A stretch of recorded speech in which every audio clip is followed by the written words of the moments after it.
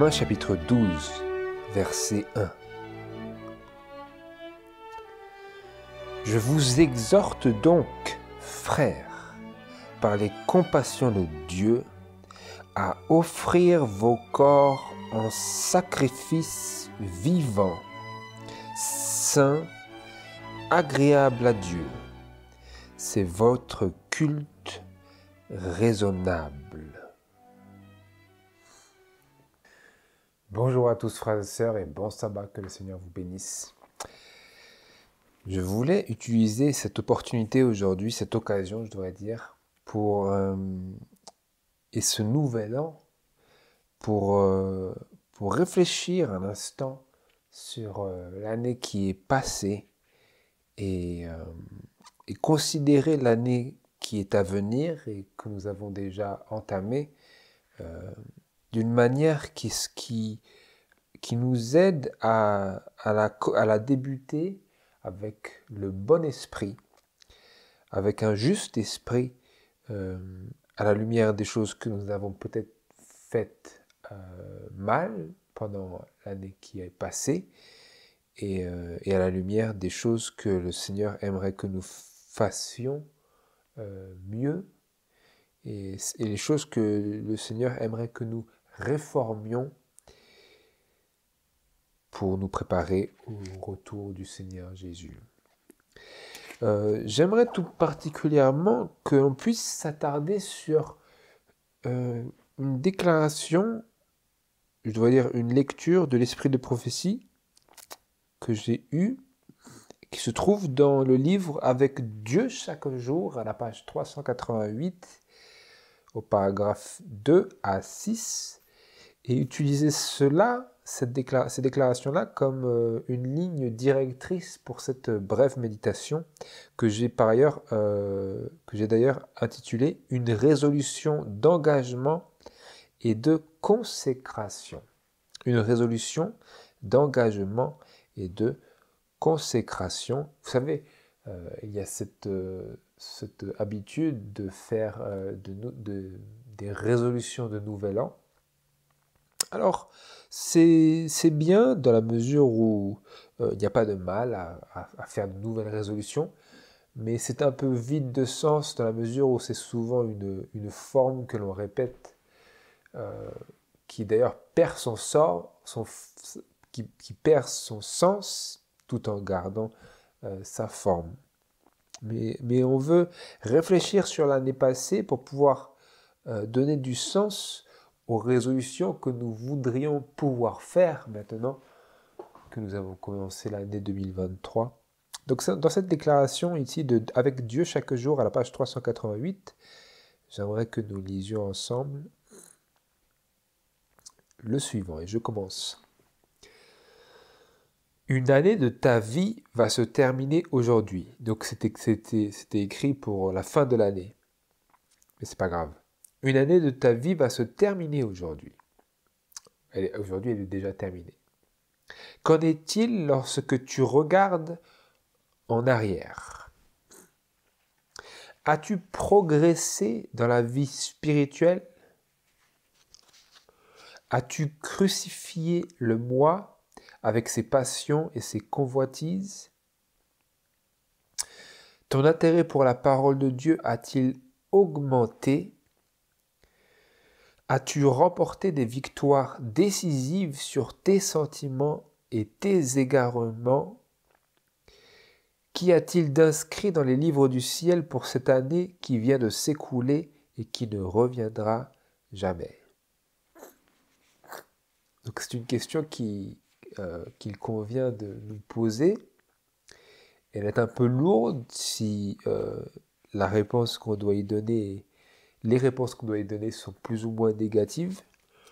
Mais quand bien même si c'est le cas, ça aura un effet positif pour nous de se poser ces questions qui nous sont données ici sous l'inspiration de l'esprit de prophétie. Surtout à la lumière des choses que nous avions vues dans l'étude précédente sur le troisième Élie et vis-à-vis du rôle de l'esprit de prophétie dans le témoignage aux Laodicéens. Et combien l'esprit de prophétie joue un rôle important pour nous préparer pour le retour de Jésus, et comment l'esprit de prophétie joue ce rôle-là. Eh bien, c'est à travers son activité par laquelle Dieu nous révèle des choses que par nature nous n'aurions pas forcément envie de savoir et que certainement nous n'aurions pas cherché à savoir. Et donc c'est pour cela que l'esprit de prophétie est si important, même si parfois ça fait mal d'entendre les choses qui mettent tant en lumière notre condition spirituelle.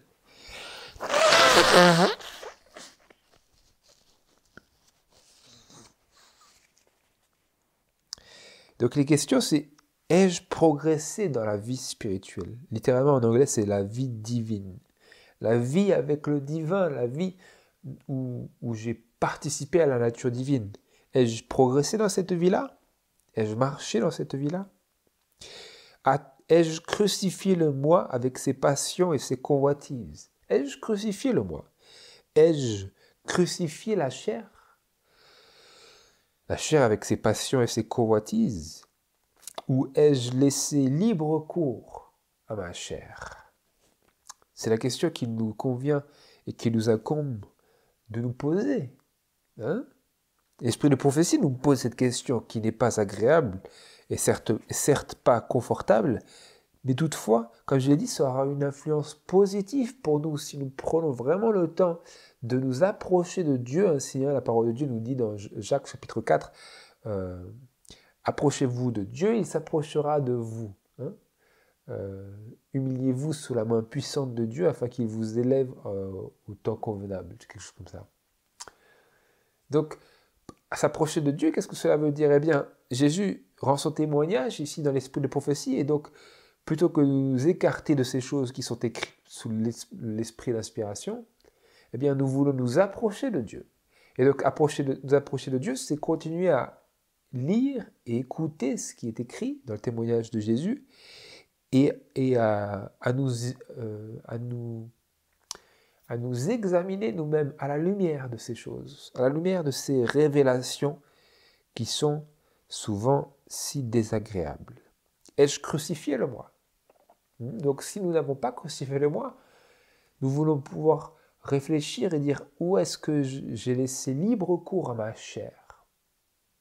Ai-je laissé libre cours à ma chair? En quoi? Nous voulons pouvoir distinguer, discerner et mettre le doigt, poser le doigt directement. Ce n'est pas agréable, mais Dieu nous invite à le faire ici à travers ces questions qui nous sondent. Mon intérêt pour la parole de Dieu a-t-il augmenté? Est-ce un intérêt pour la parole de Dieu qui a grandi et qui est grandissant, ou a-t-il diminué? Ai-je moins d'intérêt pour la parole de Dieu? Ai-je perdu mon intérêt pour la parole de Dieu? Et si oui, pourquoi? Est-ce que je peux mettre le doigt sur là ou les raisons pour lesquelles j'ai perdu mon goût à la parole de Dieu? Est-ce que la parole de Dieu est pour moi une lettre morte, ou est-ce que les instructions de l'esprit de prophétie sont pour moi quelque chose qui est sans cesse condamnateur? Est-ce que ça m'est devenu désagréable, et pourquoi? Est-ce peut-être lié à mes pratiques de vie, à mes choix de vie, à mes errances et mes égarements? D'ailleurs, c'est quelque chose qui est mentionné juste après. Ai-je remporté des victoires décisives? Avons-nous remporté des victoires décisives sur nos sentiments et nos égarements? Littéralement, c'est sur nos sentiments, sur tes sentiments et tes entêtements, avec un S. Nous voulons voir, est-ce que nous avons des entêtements où nous avons tendance à n'en faire qu'à nous-mêmes? Nous avons tendance à faire ce que nous voulons faire en dépit de tous les avertissements au contraire, en dépit de toutes les révélations et les illuminations de Dieu sur notre esprit et notre conscience? Et avons-nous remporté des victoires décisives sur nos sentiments, nos émotions, nos sentiments comme ce que nous ressentons intérieurement en tant qu'émotion et en tant qu'impulsion physique? Avons-nous remporté des victoires sur cela, sur ces sentiments, et sur nos égarements? Avons-nous remporté des victoires sur notre tendance à nous égarer? Arrivons-nous d'une part à discerner et à mettre le doigt sur ce que sont nos égarements, en quoi nous nous égarons, en quoi peut-être nous nous entêtons parfois à faire certaines choses qui ne sont pas bonnes, qui ne sont pas divines, qui ne font pas partie de cette vie divine de l'esprit de prophétie parle. Qui a-t-il inscrit dans les livres du ciel pour cette année qui vient de s'écouler et qui ne reviendra jamais? Donc s'il y a des choses tristes inscrites à notre sujet sur les livres du ciel pour l'année qui vient de s'écouler et qui ne reviendra jamais, eh bien nous pouvons encore racheter le temps, comme la Bible nous dit, et tourner un mal en bien. Comment? En apprenant, en tirant des leçons de nos erreurs. Vous savez, on dit souvent dans le milieu du travail, on apprend bien de ses erreurs, on apprend souvent de ses erreurs. On apprend mieux de ses erreurs, surtout. Parce que si nous faisons tout bien, on n'apprendra pas si bien que ça. Alors que si nous faisons quelque chose de mal, alors nous nous souvenons que ça, ce n'est pas une chose qu'il faut refaire. Et donc nous apprenons dans ce sens-là de nos erreurs. Et donc pour l'année qui est passée, est-ce que nous apprenons de nos erreurs ou est-ce que nous allons les répéter? C'est dans cette réflexion-là que l'esprit de prophétie nous conduit ici, pour que nous puissions faire une introspection sur nous-mêmes à la lumière de ce que Dieu dit et de ce que Dieu pense. Vous voyez? Je poursuis la lecture. Alors que tu commences une nouvelle année, puisses-tu le faire en prenant résolument la décision de marcher de progrès en progrès. Que ta vie soit plus élevée et noble qu'elle ne l'a été jusqu'à présent, ait pour but non de rechercher ton propre intérêt et ton propre plaisir, mais de faire progresser la cause de ton Rédempteur. Ne demeure pas dans une situation où tu as sans cesse besoin d'aide et où les autres sont obligés de te garder et de te remettre sur le bon chemin. Tu peux être fort et exercer une influence sanctifiante.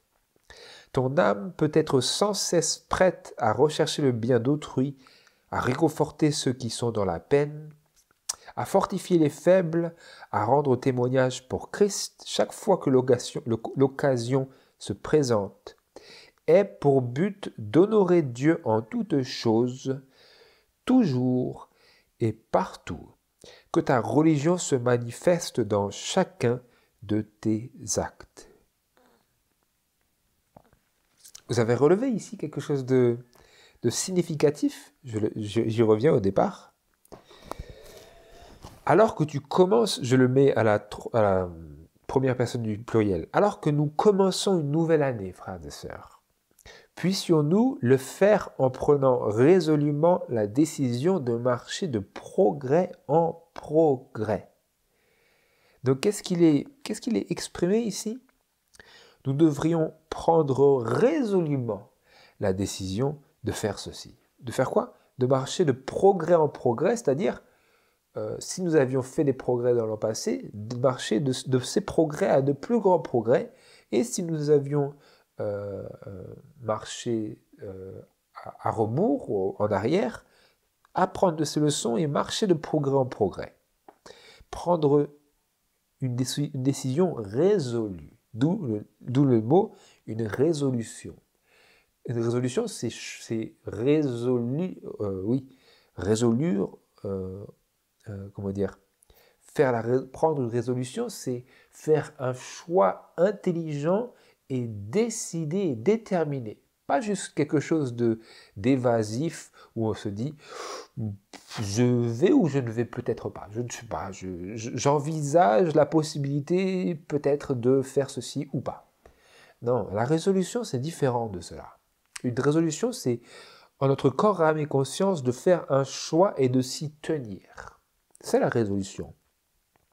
Et d'anticiper le fait que le diable va absolument nous tenter d'être détournés de ce choix. Et c'est la raison pour laquelle il y a la nécessité pour nous de faire une réelle résolution, de prendre résolument la décision de faire cela, de marcher de progrès en progrès. Notre salut dépend de cela, frères et sœurs. Il dépend de notre résolution intelligente d'agir continuellement en harmonie avec notre décision. Quelle décision? La décision de marcher de progrès en progrès, de faire en sorte que notre vie soit désormais plus élevée, plus noble qu'elle ne l'a été jusqu'à présent, et la décision d'avoir et de prendre pour but non de rechercher notre propre intérêt et notre propre plaisir, mais de faire progresser la cause de notre Rédempteur. Vous voyez la valeur ici, frères et sœurs? Et pour but. Nous devrions avoir pour but non de rechercher notre propre plaisir et notre propre intérêt et notre propre plaisir, mais de faire progresser la cause de notre Rédempteur. Dites-moi, frères et sœurs, c'est naturel ça à l'homme de faire cela? Est-ce que vous pouvez faire progresser, avancer littéralement la cause de votre Rédempteur de par vos sentiments naturels, innés? Est-ce naturel pour nous de chercher notre propre intérêt et notre propre plaisir? Est-ce naturel, frères et sœurs? Et donc, vous voyez qu'ici, l'appel consiste à choisir pour but et d'aller dans une direction qui est contre nature. Vous comprenez?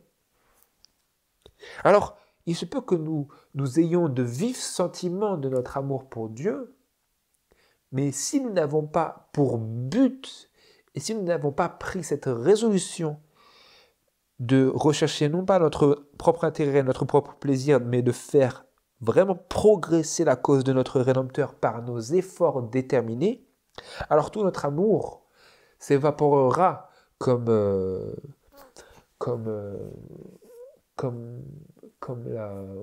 la fumée après un bain chaud.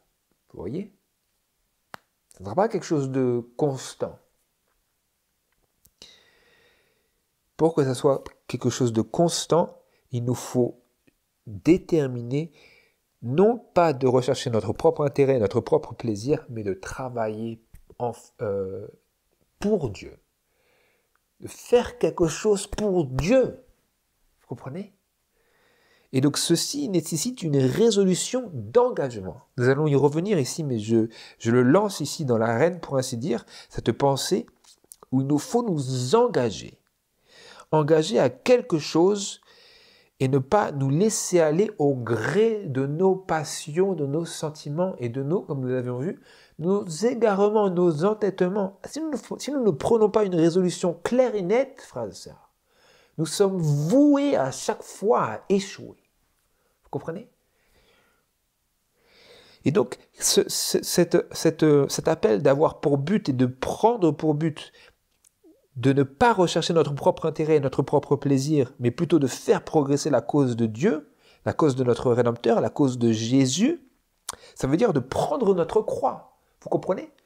Ce n'est pas agréable, naturellement. Vous n'allez pas vouloir le faire au premier abord, surtout si cette activité n'a pas été la nôtre pendant une certaine période.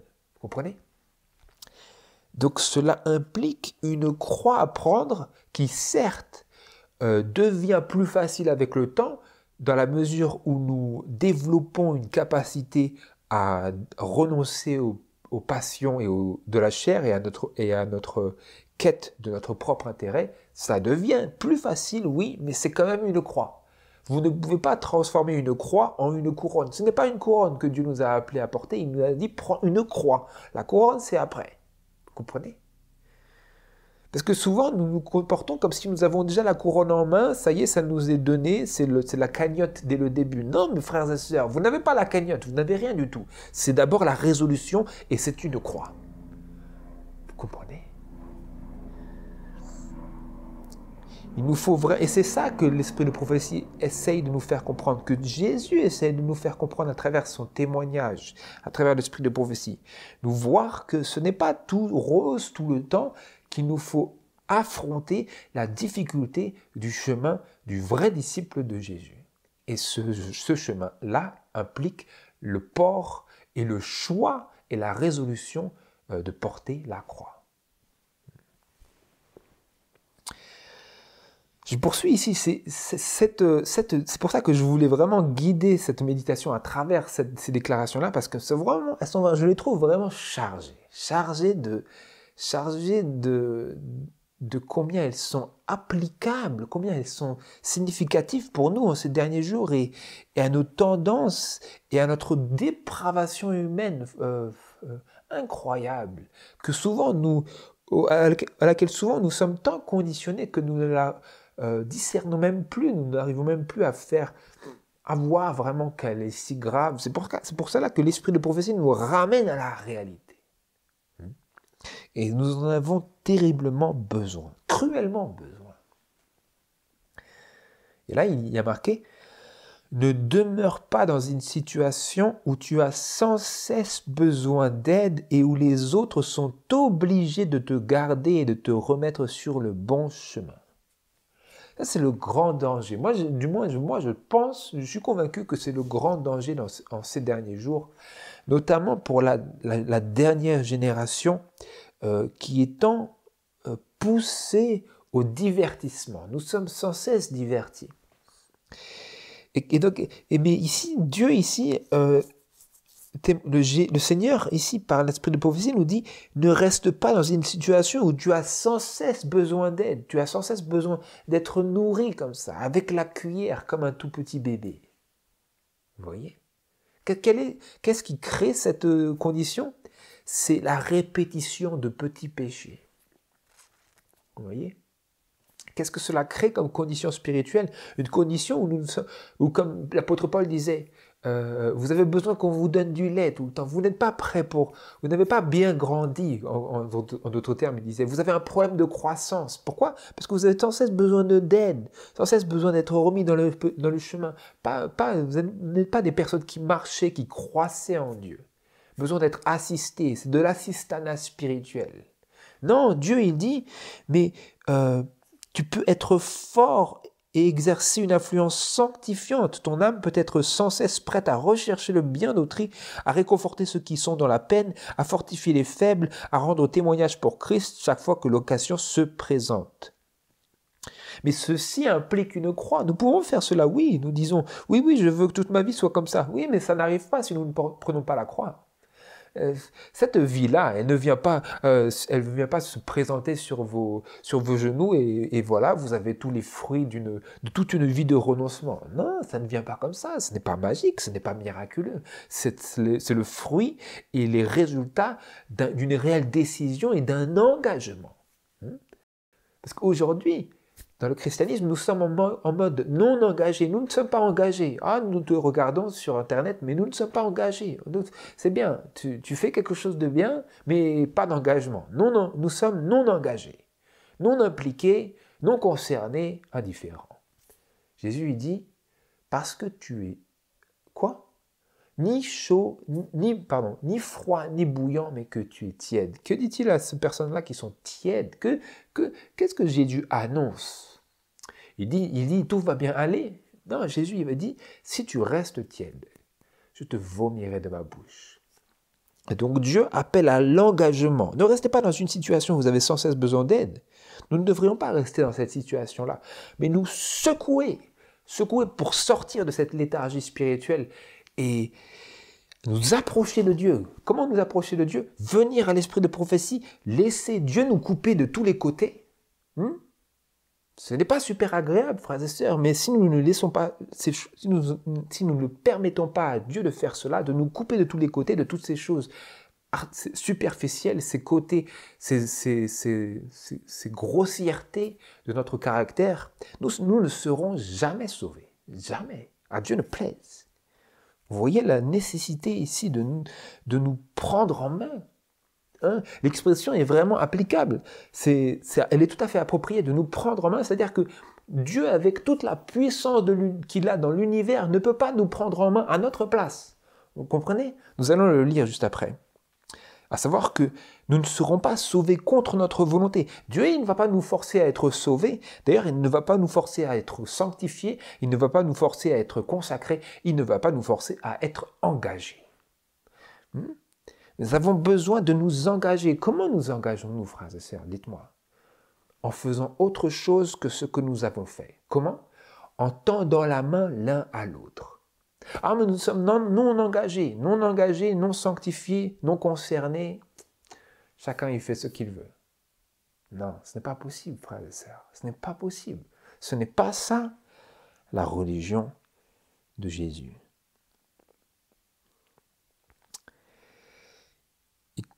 À la fin de ce paragraphe, il y avait marqué « Et pour but d'honorer Dieu en toutes choses, toujours et partout, que ta religion se manifeste dans chacun de tes actes. » Chacun de mes actes, chacune de mes pensées, chacun de mes actes, chacun de mes choix, chacune de mes décisions. Est-ce que nous pouvons attester et témoigner que notre vie est ainsi?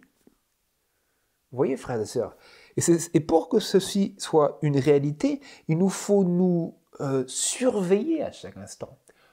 Pourquoi? Afin de ne pas finir dans une situation où nous avons besoin que d'autres nous surveillent, que d'autres nous ramènent, que d'autres nous rectifient. Pourquoi? Parce que si nous vivons nonchalants, indifférents, non concernés, non engagés, eh bien nous serons non sanctifiés et nous serons irreligieux. Ou plutôt, nous aurons la religion des formes, mais nous n'aurons pas la religion de Christ. Parce que la religion de Christ se manifeste dans chacun des actes de notre vie. Donc le moindre petit acte qui semble un si petit égarement, il faut que nous arrivions, et d'ailleurs nous voulons ici prendre la résolution et la décision résolue de ne plus nous livrer aux choses aux petits renards qui gâtent les vignes, comme la Bible nous dit. Ce sont les petites choses qui en deviennent des grandes. Et donc, ce sont les petites choses qui rongent notre spiritualité, et c'est prioritairement contre les petites choses qu'il nous faut faire la guerre, et pour lesquelles il nous faut nous engager dans la guerre spirituelle. Vous voyez? Et c'est pour cela que nous ne pouvons y parvenir. Nous pouvons parvenir à cette victoire et au fruit de cette résolution de nouvelle année qu'en nous engageant dans un combat spirituel perpétuel. Dites-moi, ça vous plaît? Naturellement, ça ne nous plaît pas. Toutefois, intellectuellement et de manière intelligente, nous ne pouvons qu'apprécier les conséquences inimaginable de ce qui se produit en résultat de ce genre de décision de consécration personnelle. Vous comprenez ce que cela veut dire? Si nous nous consacrons ainsi à Dieu, comme nous sommes ici appelés à le faire, quoi que ce soit une souffrance, toutefois, nous goûterons certainement aux fruits, aux résultats, à la récolte de ce que toutes ces choses, de ce vers quoi toutes ces choses tendent. Pardon, j'y arrive. Je continue ici pour terminer cette déclaration-là. Préparez-vous en vue de l'éternité avec un zèle plus grand que celui que vous avez manifesté jusqu'à présent. Éduquez votre esprit à aimer la Bible, les réunions de prière, l'heure de la méditation, et par-dessus tout à aimer le moment où l'âme communie avec Dieu. Cherchez à acquérir un esprit céleste si vous voulez vous unir au cœur des anges dans les demeures célestes. Une nouvelle page est tournée dans le livre où un ange consigne toutes vos actions. Faites en sorte de ne pas être confus de l'inscription qui sera notée dans ce livre quand elle sera révélée au regard des hommes et des anges. Une nouvelle page. Hein? Il y a une page pour chaque année, à peu près, si je lis ce qui est marqué ici. Une nouvelle page est tournée dans le livre où un ange consigne toutes vos actions, c'est-à-dire qu'on passe à une autre année ici. Et nous devrions faire en sorte de ne pas être confus, de ne pas être rendus honteux de ce qui sera inscrit, d'une part de ce qui a été inscrit, bon ça on ne peut pas changer, mais de ce qui sera inscrit, ce qui sera noté dans le livre quand cette nouvelle page sera révélée au regard des hommes et des anges. C'est quelque chose de vraiment solennel ici, frères et sœurs, que toutes nos actions, bonnes et mauvaises, sont inscrites ainsi dans ce livre, dans les livres des cieux. Et donc, intelligemment, nous voulons choisir de faire en sorte qu'il n'y ait écrit que des choses que nous n'aurons pas honte de revoir. Vous comprenez? C'est là que cela nécessite de la foi. Et vous y voyez aussi que la foi, ce n'est pas juste une croyance, évasive, qu'on ne peut pas toucher, mais que c'est bel et bien, comme c'est marqué, la foi qui agit par l'amour. La foi, c'est quelque chose qui agit par amour pour Dieu, cela produit des œuvres, et notamment ici, par la foi, nous décidons d'agir en harmonie avec ce que nous croyons. C'est ça la foi. La foi, ce n'est pas juste une croyance étrange et impalpable. La foi, c'est une action sur ce que nous croyons. Vous comprenez? La foi, ce n'est pas juste une croyance. La foi, c'est une action motivée par notre amour pour Dieu, par notre amour pour ce que nous croyons que Dieu a fait. Donc c'est bien de le croire, mais quelqu'un qui a la foi, c'est quelqu'un qui agit en harmonie avec cette chose qu'il croit, sur Dieu. Vous voyez? Et donc l'avant-dernier paragraphe, il disait, j'y reviens, éduquez votre esprit à aimer la Bible. Les réunions de prière, l'heure de la méditation, et par-dessus tout, à aimer le moment où l'âme communie avec Dieu. Cherchez à acquérir un esprit céleste si vous voulez vous unir au cœur des anges dans les demeures célestes. Cherchez à acquérir un esprit céleste. Comment je vais chercher? En me concentrant sur les choses célestes. Si nous nous concentrons sur les choses terrestres, il n'y a pas 3400 chemins sur la question. Si nous nous concentrons sur les choses terrestres, nous penserons aux choses terrestres. Si nous nous concentrons sur les choses célestes, les choses du ciel, les choses divines, les choses spirituelles, les choses de Dieu, les choses que la parole de Dieu nous révèle et qui sont aussi explicitées, exprimées dans l'esprit de prophétie, alors nous ne pourrons qu'avoir un esprit céleste. Et si nous nous y livrons, pas juste de lire pour avoir des informations, mais si nous nous livrons à ces choses que nous apprenons de Dieu et que nous contemplons sur Dieu, alors nous acquérerons un esprit céleste. C'est comme ça que nous pouvons chercher à acquérir cet esprit céleste. Et que devrions-nous faire? Que sommes-nous appelés à faire ici par Jésus, à travers le témoignage de Jésus? Éduquez votre esprit à aimer la Bible. J'aime beaucoup ça. Enfin, je veux dire, j'aime beaucoup ce que contient cette déclaration, mais je ne veux pas dire que naturellement j'aime la Bible. Naturellement, frères et sœurs, quand je parle vraiment de la parole de Dieu dans tout son spectre spirituel, l'homme charnel n'aime pas la Bible.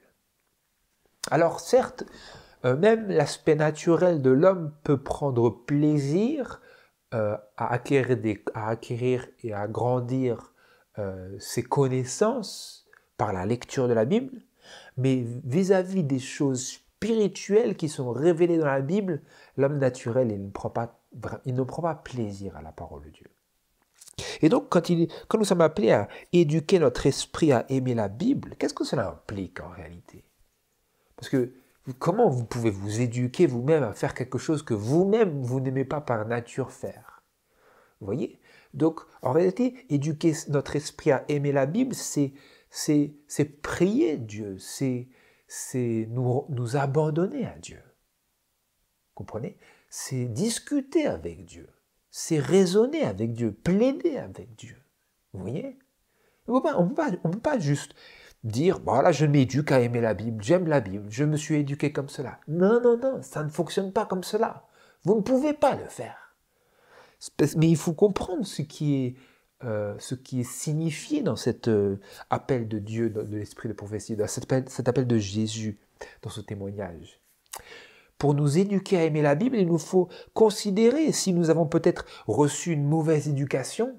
Il nous faut nous défaire de cette mauvaise éducation afin de nous revêtir de cette nouvelle éducation. Ça me fait penser un peu à ce que la parole de Dieu nous appelle à faire à travers l'apôtre Paul, de nous dépouiller du vieil homme et de nous revêtir du nouvel homme, qui est Jésus-Christ. Nous nous revêtissons de la nouvelle créature. Nous nous convertissons. Nous allons dans une nouvelle direction, à 180 degrés différente de la précédente. Nous nous dépouillons de l'ancien homme, le vieil homme, et de ses œuvres, et de ses convoitises, et nous revêtons le nouvel homme avec son esprit, la pensée de Christ, comme c'est marqué dans Philippiens chapitre 2, verset 5, je crois, que ayez aussi ces mêmes sentiments qui étaient en Jésus-Christ. Et donc, pour éduquer notre esprit à aimer la Bible, il faut nous défaire de l'éducation mondaine. Quelle est l'éducation mondaine? Vous savez, il y a un mot qui est assez controversé dans mon esprit, je ne sais pas comment c'est pour vous, c'est le mot étude. Comment vous comprenez le mot étude? Vous aimez quand on vous dit étudions, voilà, on commence l'étude, voilà, d'étude en étude, nous faisons cette étude-là, nous avons étudié tant d'heures la parole de Dieu. Est-ce que ça a une bonne connotation? Je sais que pour moi, naturellement parlant, le mot étude, c'est un peu ça a naturellement une mauvaise connotation. Parce que nous avons ce que nous avons reçu de notre éducation. Et pour moi, par exemple, le mot étude, ça veut dire rester assis pendant 1 ou 2 heures à écouter des cours d'histoire dont on ne saura jamais si ça aura une quelconque valeur. Et d'ailleurs, je ne me souviens même pas quelle valeur intrinsèque ou même par conséquence tous ces cours ont eu dans ma vie, quel impact ils ont eu, je ne sais pas. C'est très léger. Et quelle valeur ai-je retiré de toutes ces études sur les mathématiques? Je ne suis pas convaincu de l'ampleur de la valeur de ces études, de ces cours dans ma vie. Donc, études dans le sens mondain, qui est d'ailleurs issu très étroitement au système éducatif tel qu'il existait du temps des Égyptiens, du temps des Égyptiens, ils enseignaient des choses très,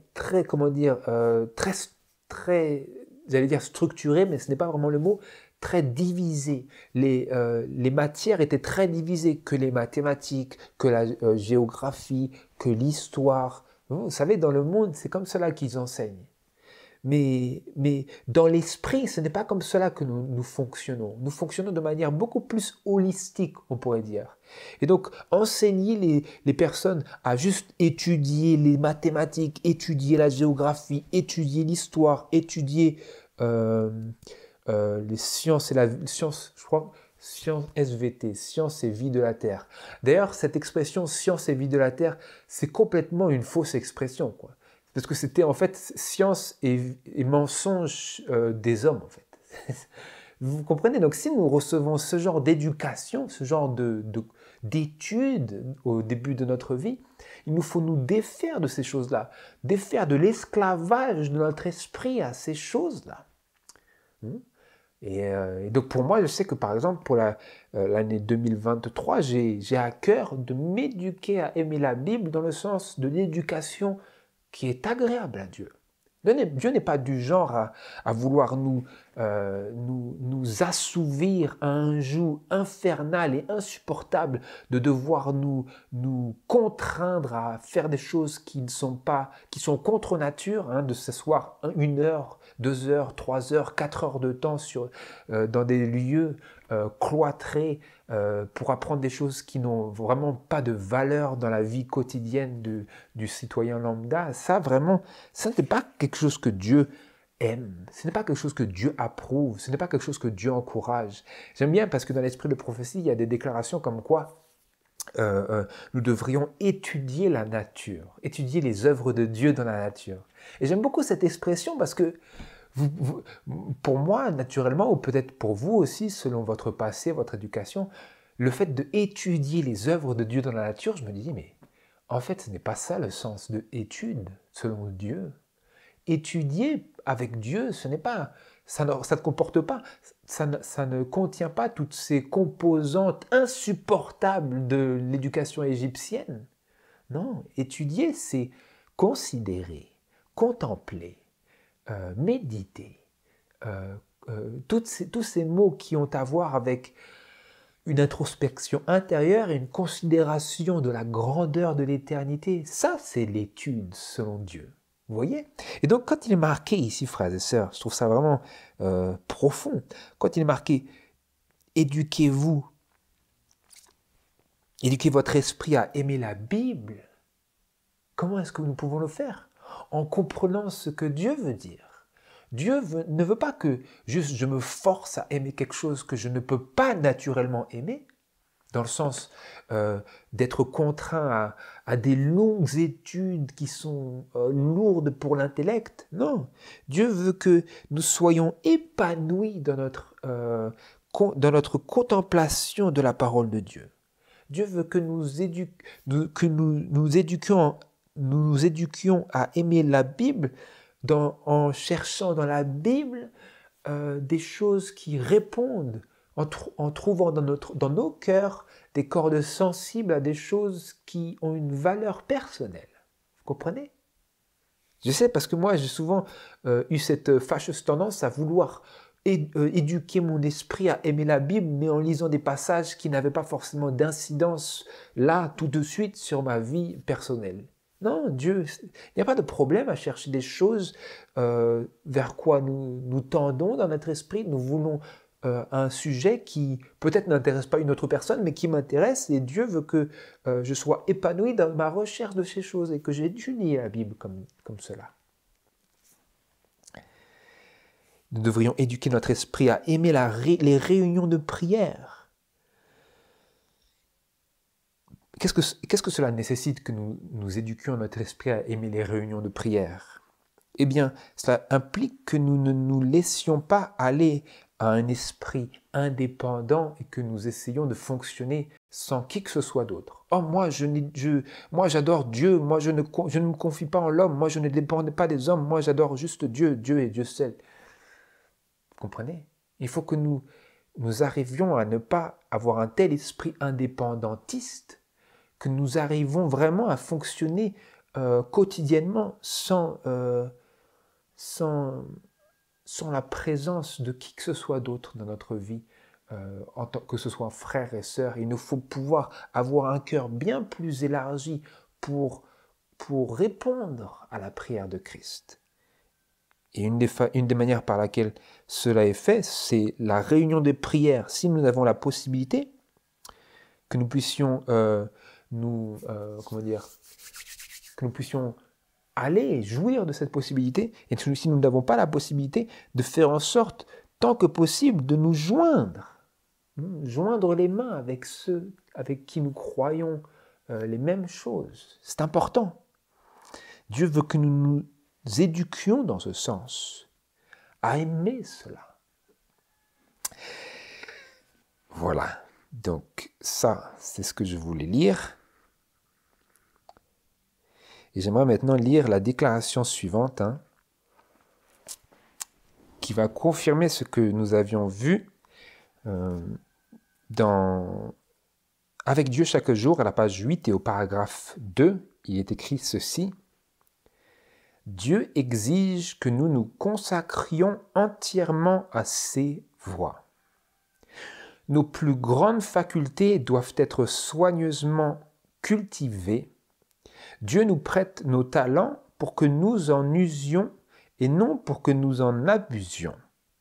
Il faut les perfectionner par l'exercice afin qu'ils puissent servir à l'œuvre de Dieu. Je m'arrête ici, frères et sœurs.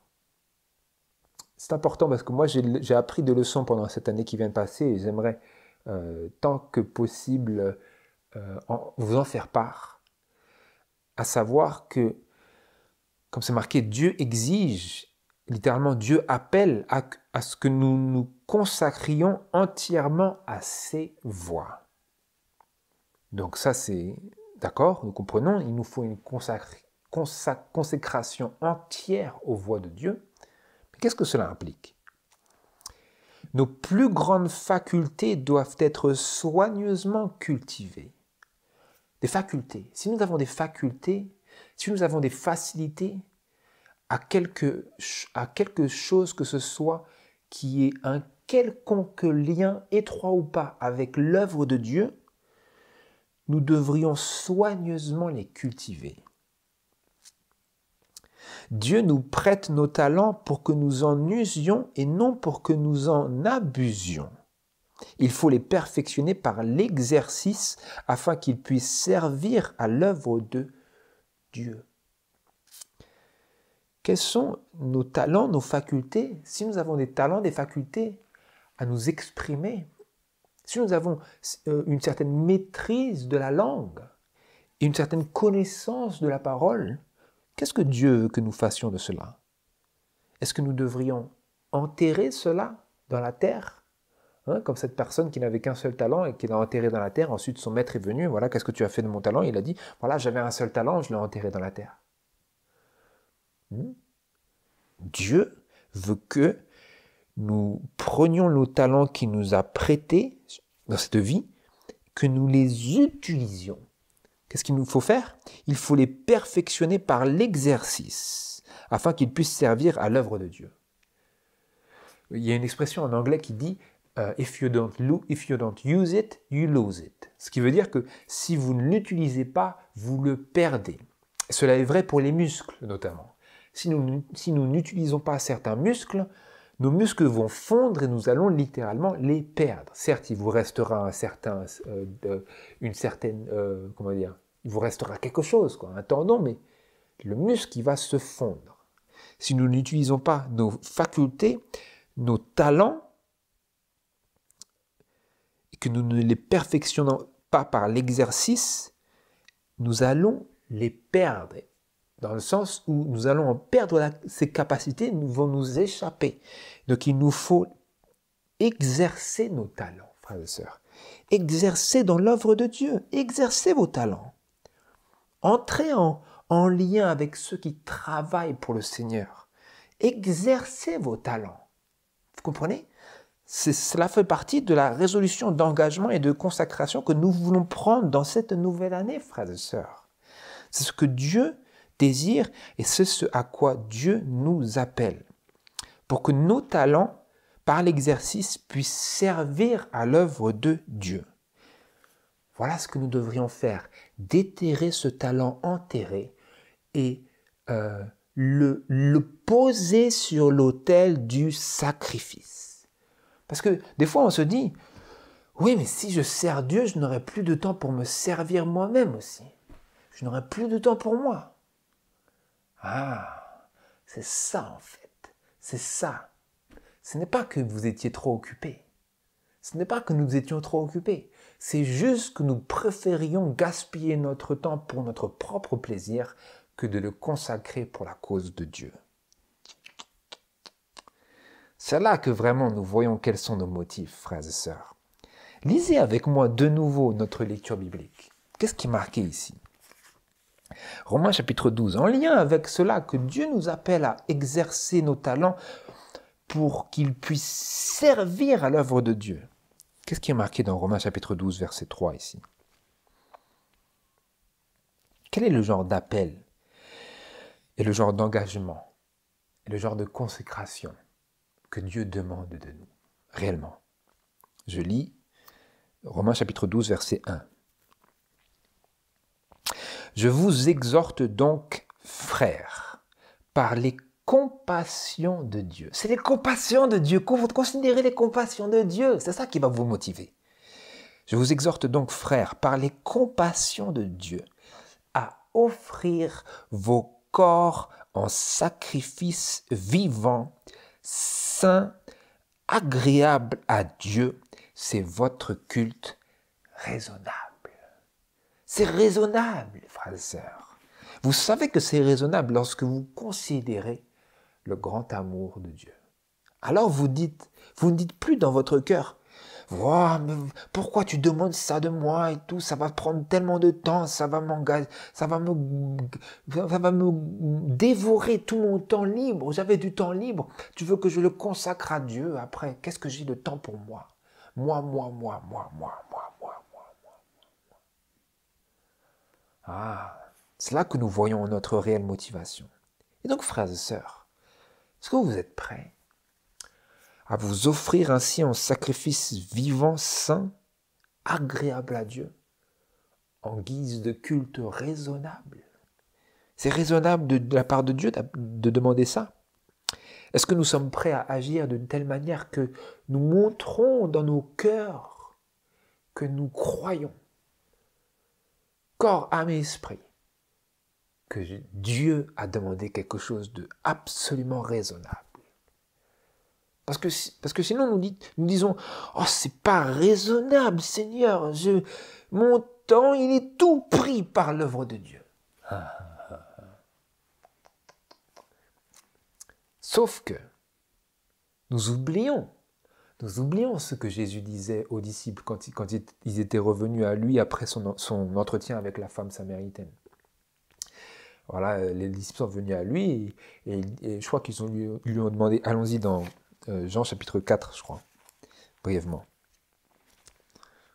Jean chapitre 4.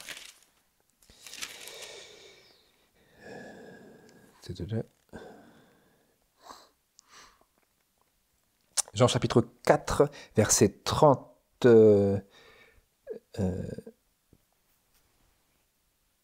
Cependant, ses disciples, le priant, lui disaient, « Maître, mange, maître. Tu as faim, Jésus. Allez, mange. » Qu'est-ce qu'il leur a dit?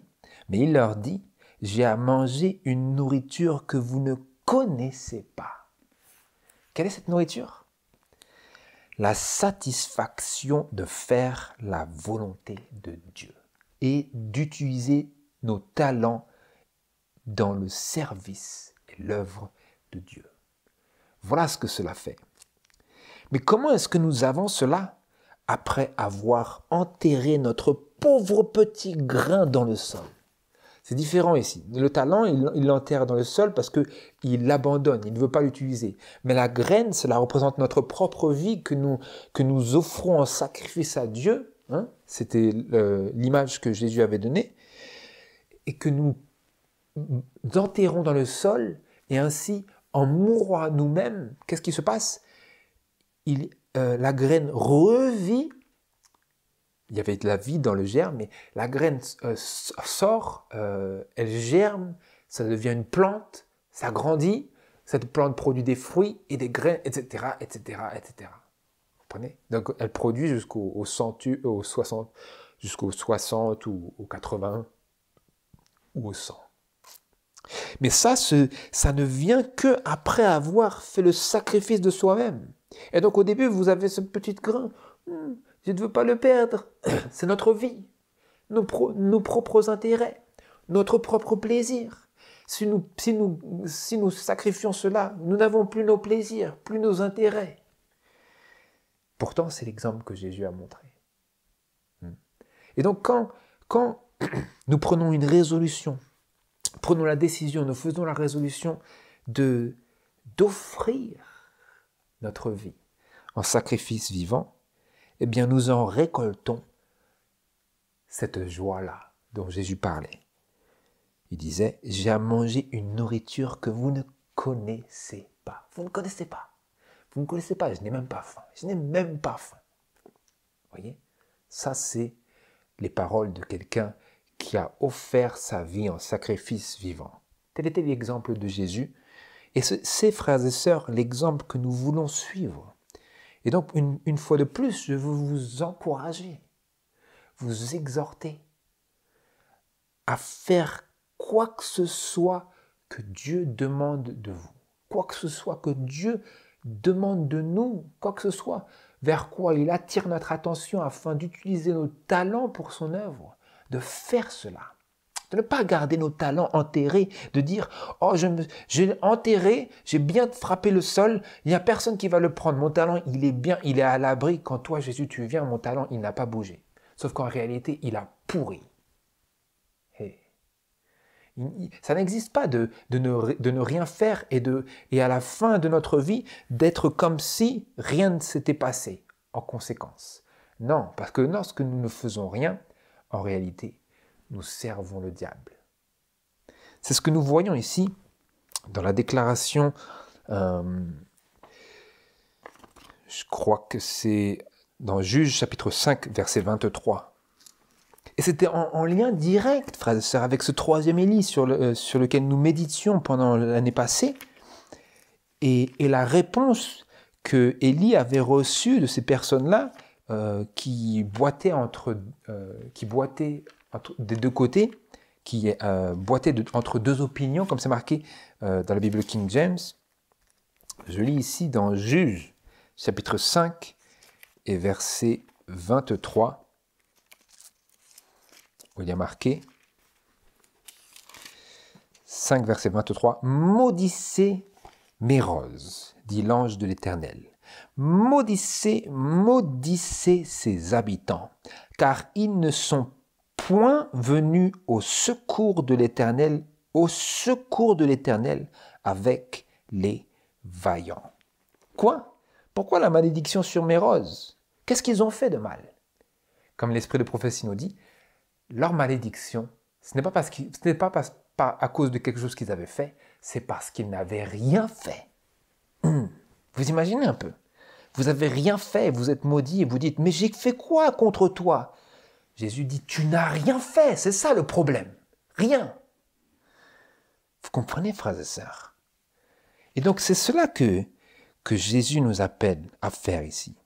Il nous appelle à faire quelque chose, à nous engager, à nous consacrer, à résoudre, à faire une telle résolution, à ne pas la laisser balançant comme cela au gré du vent, ne sachant pas. Si elle tourne à gauche, je la prends, à droite, je ne sais pas, encore incertain. Non, prendre une résolution.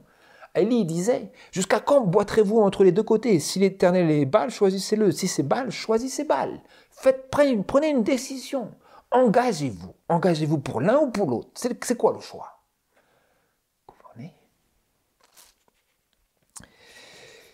Ici, j'aimerais lire, avant de conclure, la déclaration suivante qui se trouve dans CET, Christian Experience and Teachings of Ellen G. White, c'est comme ça que ça s'appelle. CET, où il y avait marqué ceci, à le paragraphe 1 et 2. Sir White ici parle de ce vers quoi Dieu attirait son attention. On m'a alors renvoyé aux années 1843 et 1844.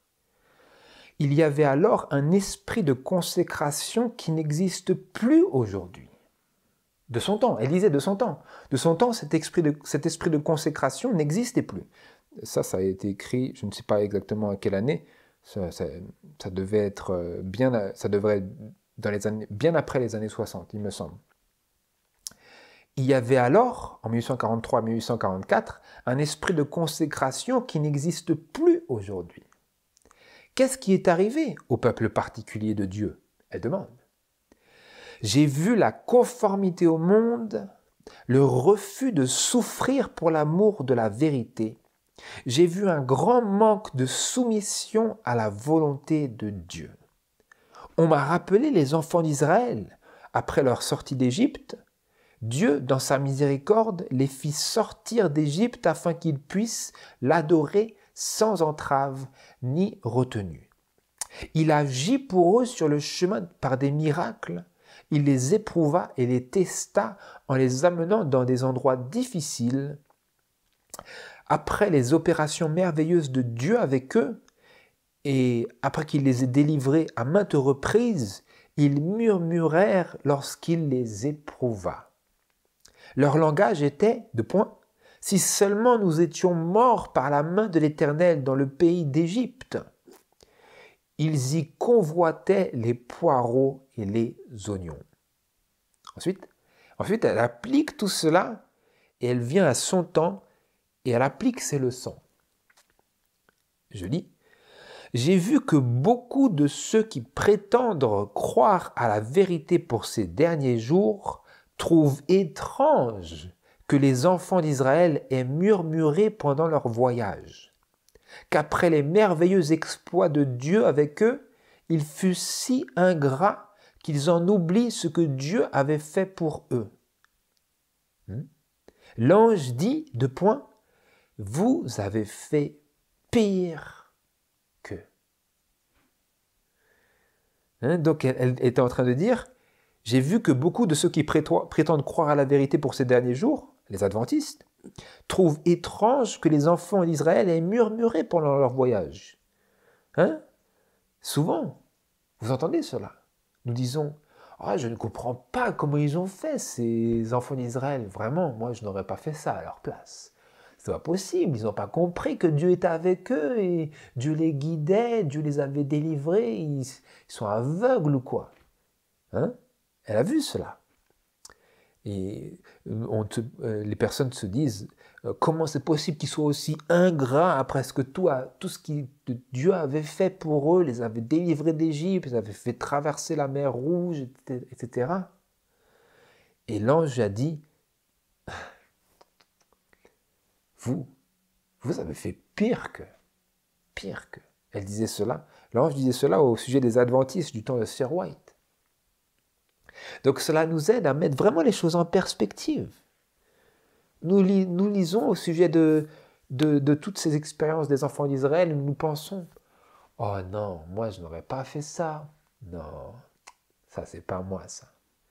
L'ange disait à leur sujet, et certainement si vous y réfléchissez, que nous avons ce même esprit, il dit aussi à notre sujet, vous avez fait pire que les enfants d'Israël. Nous pensions que les enfants d'Israël, c'était vraiment le pire exemple. L'ange de Dieu a dit, vous avez fait pire encore. Vous ne réalisez pas. Réalisez pas votre ingratitude. J'aimerais ici...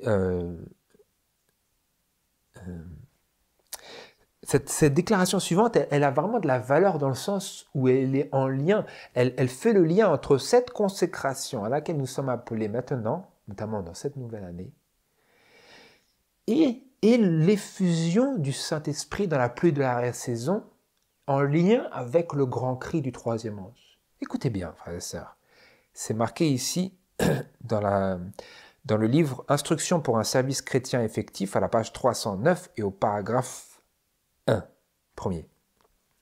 Je lis. La grande effusion de l'Esprit de Dieu qui illuminera la terre entière de sa gloire ne surviendra que lorsque nous aurons un peuple éclairé, sachant par expérience ce que signifie être ouvrier avec Dieu. Lorsque nous nous serons consacrés entièrement de tout notre cœur au service de Christ, que se passera-t-il? Lorsque nous nous serons consacrés entièrement de tout notre cœur au service de Christ, Dieu le reconnaîtra en répandant son esprit à profusion. Mais cela ne peut se produire tant que la plupart des membres d'Église ne sont pas ouvriers avec Dieu. Elle écrivait cela en 1896. Ensuite, il y eut ces fameux événements de 1914, etc., ce qui a créé une avalanche d'apostasie au sein de l'Église adventiste. Mais les principes qui nous sont présentés dans cet appel sont toujours applicables à quiconque veut bien marcher en harmonie avec les vérités qui avaient été révélées au peuple de Dieu du temps de Sir White, notamment par la direction des instructions de l'esprit de prophétie. Donc si nous voulons bien être en harmonie avec cet adventisme primitif-là, alors nous prenons le flambeau de cette de ces vérités-là. Et cette déclaration est applicable encore aujourd'hui. Et donc nous apprenons que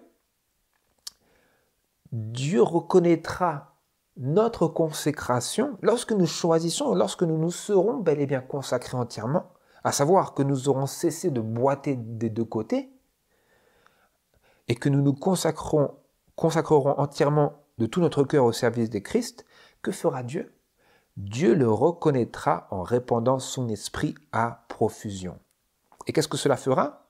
L'esprit a déjà commencé, la pluie de l'arrière-saison a déjà commencé en 1888, mais nous, individuellement, pour en devenir participants, avons besoin de faire une entière consécration de nous-mêmes, tel que c'était marqué dans notre passage biblique de Romains chapitre 12. Nous sommes appelés à nous offrir, comme c'est marqué ici, à nous offrir notre vie en sacrifice vivant à Dieu, saint et agréable, ce qui est notre service raisonnable. Je vous exhorte à offrir vos corps en sacrifice vivant, saint, agréable à Dieu. Et donc la pluie de l'arrière-saison dans nos vies, frères et sœurs, dépend de notre entière consécration. Comme nous l'avions lu ici, je ne sais pas si j'ai lu cette partie-là. Oui, c'était marqué ici. La consécration personnelle est nécessaire et on y parvient qu'en cultivant et en entretenant la sainteté de cœur. Comme c'est marqué ici, encore dans Avec Dieu chaque jour, à la page 8, paragraphe 3, je crois. Nous devons nous donner au service de Dieu et nous devrions nous efforcer de rendre aussi parfaite que possible l'offrande que nous lui présentons. Dieu n'agréera rien de moins que ce que nous pouvons lui présenter de meilleur. Ceux qui l'aiment de tout leur cœur désireront lui offrir le meilleur service de leur vie. Et ils s'efforceront sans cesse de mettre toutes les facultés de leur être en harmonie avec les lois qui favoriseront leur capacité à faire sa volonté. Que votre prière soit « Prends-moi au Seigneur comme ta propriété exclusive, je dépose tous mes plans à tes pieds.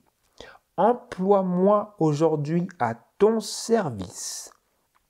Demeure en moi et que tout ce que je ferai soit fait en toi. » C'est une affaire quotidienne, dit-elle. L'abandon total de nos facultés à Dieu simplifie grandement le problème de la vie. Cela affaiblit et coupe court à des milliers de luttes avec les passions du cœur charnel. La religion est une chaîne d'or qui unit à Christ les jeunes et les vieux. C'est par elle que les chrétiens bien disposés et obéissants traversent sans crainte les chemins sombres et compliqués de la vie pour atteindre la cité céleste. Que fait l'abandon total de toutes nos facultés à Dieu? Il simplifie grandement le problème de la vie. Pourquoi? Parce qu'il affaiblit cet abandon total de tout ce que nous avons, tout ce que nous sommes à Dieu, toutes nos facultés. Il affaiblit et coupe court à des milliers de luttes avec les passions du cœur charnel. Et donc cet abandon total à Dieu, c'est le même sens que la consécration personnelle qui, nous le lisions, est nécessaire et à laquelle nous ne pouvons parvenir qu'en cultivant la sainteté de cœur. Vous avez noté cette prière? Quelle est la prière que nous devrions offrir à Dieu et qui est une affaire quotidienne? Prends-moi au Seigneur. Mais réfléchissez, frères et sœurs. C'est une prière à faire de manière intelligente, pas juste de la prononcer de manière avec un esprit oublieux, mais de la prononcer en priant également que Dieu puisse animer notre intelligence pour nous souvenir de cette prière et de toutes ses ramifications dans chacune de nos journées hebdomadairement. Quelle est la prière? Prends-moi, ô Seigneur, comme ta propriété exclusive. Je dépose tous mes plans à tes pieds. Emploie-moi aujourd'hui à ton service. Demeure en moi et que tout ce que je ferai soit fait en toi. Vous pouvez prier une telle prière, frères et sœurs. C'est la prière que Dieu veut que nous offrions d'ores et déjà, à partir de ce jour-ci. Et que ce soit ici la devise vivante de notre résolution personnelle d'engagement et de consécration à Dieu. À partir d'aujourd'hui, et que nous marchions d'une telle manière à aller de progrès en progrès. Voilà, c'est ma prière, frères et sœurs.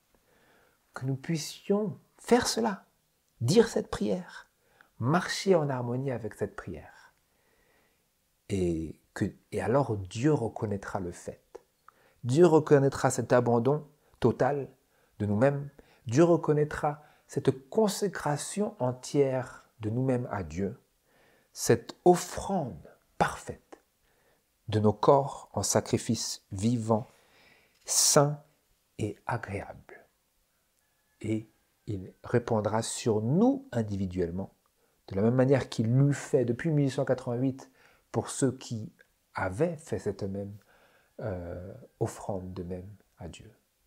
Puissions-nous faire et prononcer cette prière et vivre cette prière, c'est ma prière, au nom de Jésus. Amen.